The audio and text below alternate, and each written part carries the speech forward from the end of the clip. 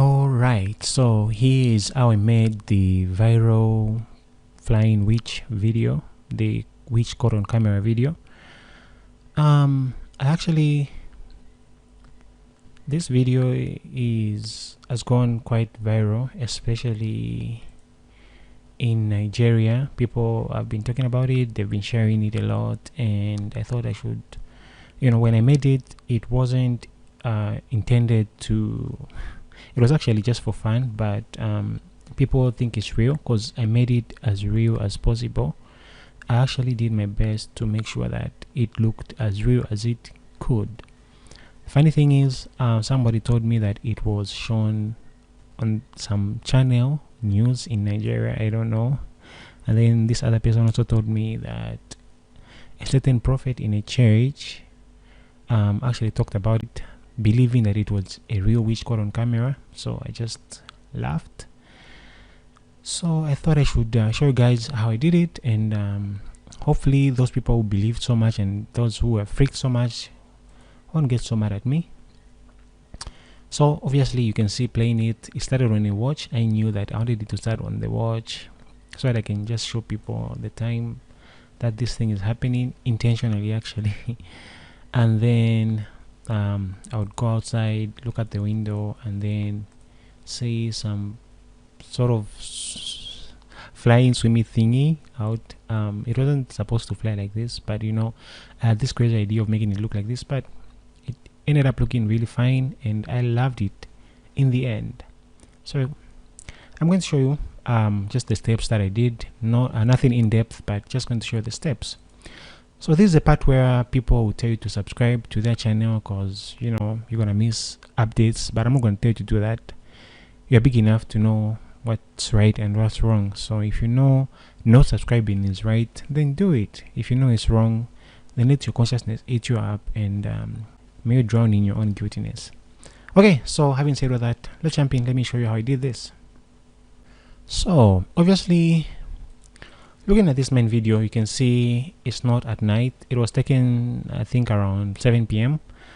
and look outside the window, you can see it's not even dark at all. And I know you may be thinking I did a day for night shoot, but actually I didn't. I only took this as a the only thing that I wanted to be in the frame was this steel bar grill and then the rest of the stuff and the curtain, but I actually didn't want to use this.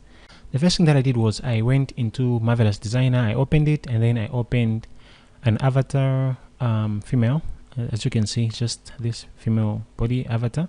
Then I exported it as an FBX, and then just give it I just give it a name like character or something like that.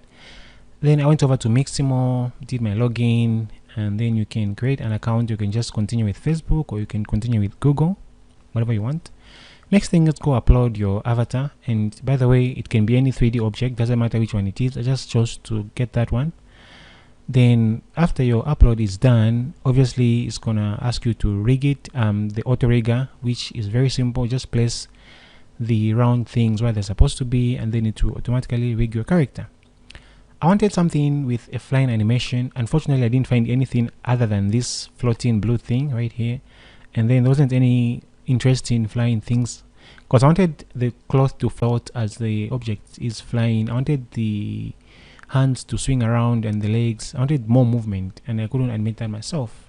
So I thought of an interesting way to make this float in a realistic way, and I had to search for something other than flying. I searched for swim, and as you can see, the swimming in the air thing isn't an odd thing to do. It's actually real, people actually swim. It's a thing actually. So I searched for swim, and interestingly, it gave me 3 results: swimming to edge, and treading water. I got the 3 animations that are visible, and they're the ones that worked for the animation that I was going for. You can see the treading water, the swimming to edge, and the swimming are the ones that I used. I combined them in Cinema 4D and then placed them on top of one another to make one long animation. So I started importing each animation one by one, and then I just started placing them on top of the other using the add motion clip. And then in the add motion clip, I can start adding and combining the animations together, starting from the T-pose actually to the swim. So the T-pose is actually the first animation that you should download from Mixamo, so that it can transition from the T-pose to the other animations. So I just started adding the motion clip on each animation that I have, starting from the T-pose to the swim. So by clicking on the icon and opening in timeline, I can actually start adding and combining the animations. So I can just grab the swim animation and put it on the timeline, and then by just clicking on the T-pose, I can increase its animation, and I can increase this animation length, put it to something like 5 seconds, and then have it intersect between each other, and then that will just create a transition from the T-pose to the swim animation. So if I play, you can see it's transitioning from the T-pose to the swim animation, and I just did the rest. I did the same for the rest of the animations, for the trading on water and the swimming to edge. I just put them in the timeline and I overlapped them, creating one animation loop, creating one long animation. And if the animation is offset, or if it's not lining up, you can use the T-pose pivot object. And if you don't understand much about how to combine animations in motion using motion clip, you can check out many tutorials on YouTube that show you how to do that. So next thing is I jumped back to Marvelous Designer, and I had this very simple shape which I just put on top, and I had to sew the two shapes together and did an animation. As you can see, the character is sort of lying in a flat pose, because I just had to flip it so that it can transition a bit better than standing vertically. I had to put it a bit horizontal so that it transitions smoothly and not pop, because the first attempts that I did, it wasn't actually working well. I had to repeat multiple times, and I had to change the cloth settings to make it work well, and finally I had to just put it in a sort of horizontal way so that it can transition a bit better in the swimming animation. As you can see, the cloth seam running, and after everything was done, I exported the cloth seam as Alembic and I sent it back to Cinema 4D. So now I had to start animating my camera, and actually I didn't animate the 3D character, I animated my camera instead.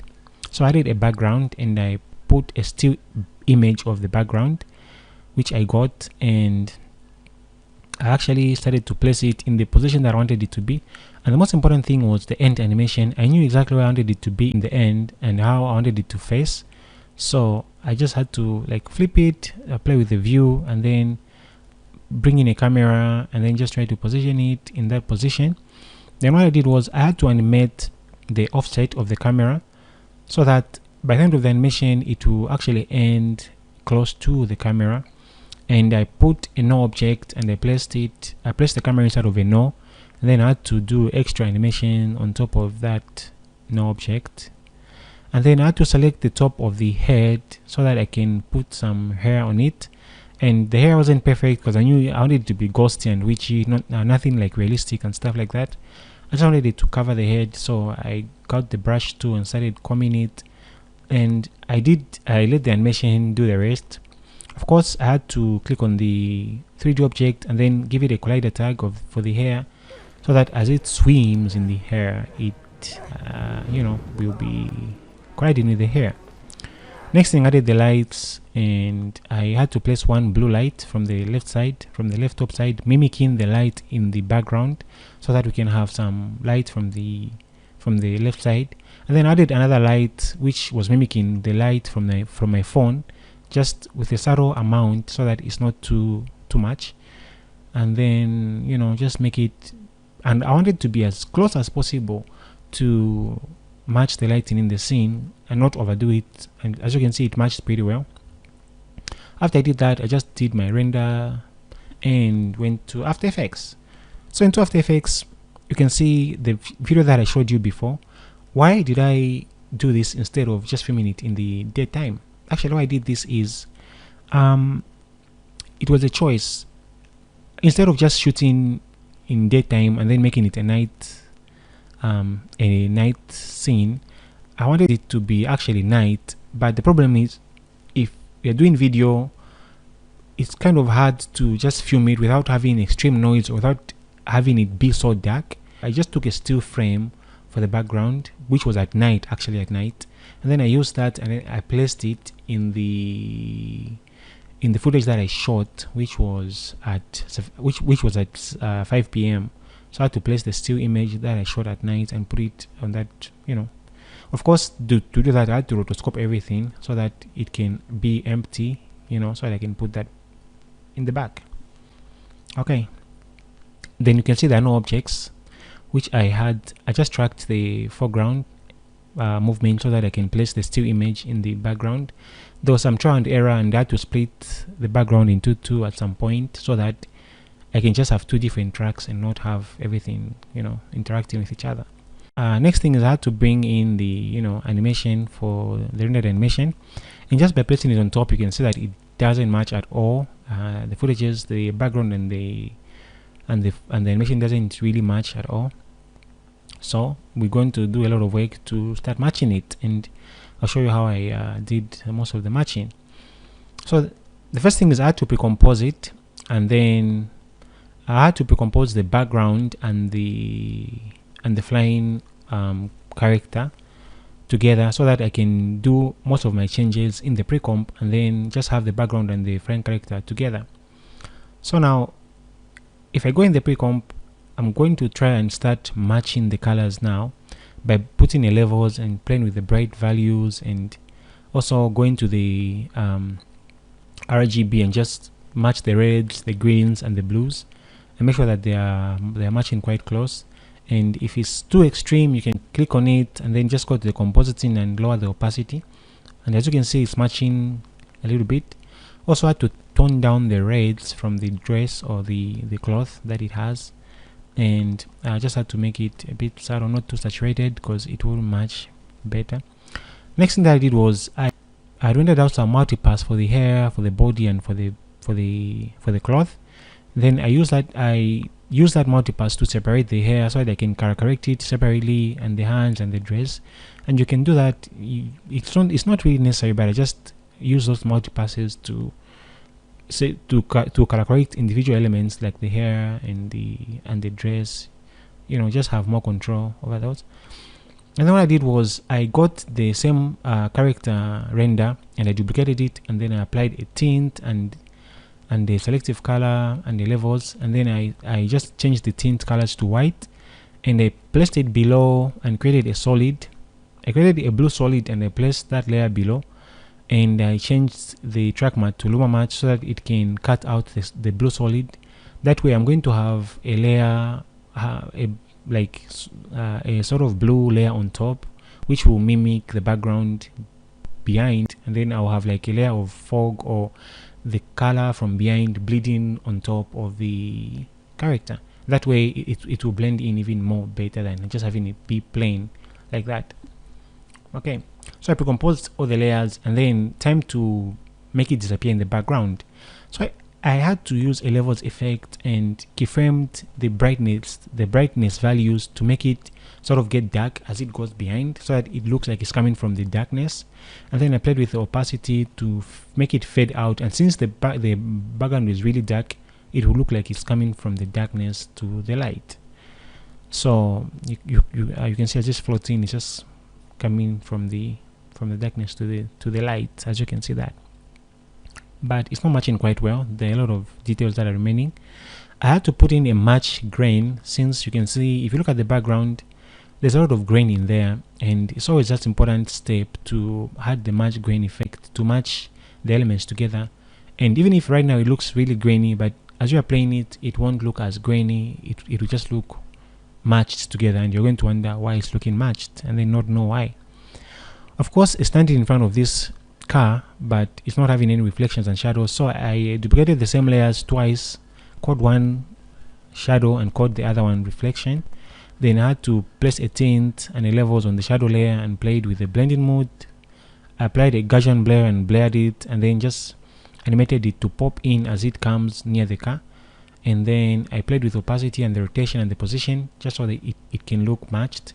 I did the same for the reflection layer, except I placed a Gaussian blur, but the blending mode was a little bit different. I had to play with different blending modes to get it look right, the way I wanted it to look. And you know, it looked like a reflection, and this is what actually made it sell very much. When people watched the video, they were like, it's real because we can see the reflection on top of the car and the shadows, so it actually is real, because if it wasn't real we wouldn't see this. So next thing is, if you look at the background, it has got some sort of blurry movement since it was taken from a still frame. It sort of has this motion blur still, so I had to place a directional blur on top of the flying character so that it can look like it's matching the background. And of course I had to do overall motion blur in the end, but you know, you get it, just matching the stuff together. Next thing is for the glowy eyes. I took the flying footage in Mocha, and I just had to track the hair part where I wanted the eyes to appear from, and I brought it back and I created a solid, made it a little bit blue. I cut out 2 masks from the solid to mimic the eyes, and I had to parent those solids to the track no, which I tracked in Mocha, and then just have them pop in, and I applied a glow to make them really glow very much. And then for the shadow on the curtain, I had a separate track on the curtain so that I can attach the flying render to it. So I duplicated the same one, the same character, and then I froze frame it and then parented it to the track of the curtain. Then I got a vector blur and a tint and placed it on top, and make sure that I blurred it in a way that it looks like it's the shadow behind, and I changed the opacity to a lower value so that it can look like it's a shadow from the curtain. And of course I did some trial and errors and some work spent into it to make it look as realistic as possible. Then for the clock animation, it's just a clock that I found in the content browser, in the Cinema 4D content browser, and I animated the you know, the clocks to spin and to move, and I placed the time counter to 3 AM so that it can, you know, be there. And then I had to match the colors and the lighting, and I had to render that still frame for the clock, and I put it back into After Effects, and I tracked the wall separately. It was kind of a hard track since there was a lot of chaotic movements, but in the end I got it right. And of course I applied a match grain on the watch as well so that it can fit well in the scene. And what I did was I had to record some sound effects using my phone.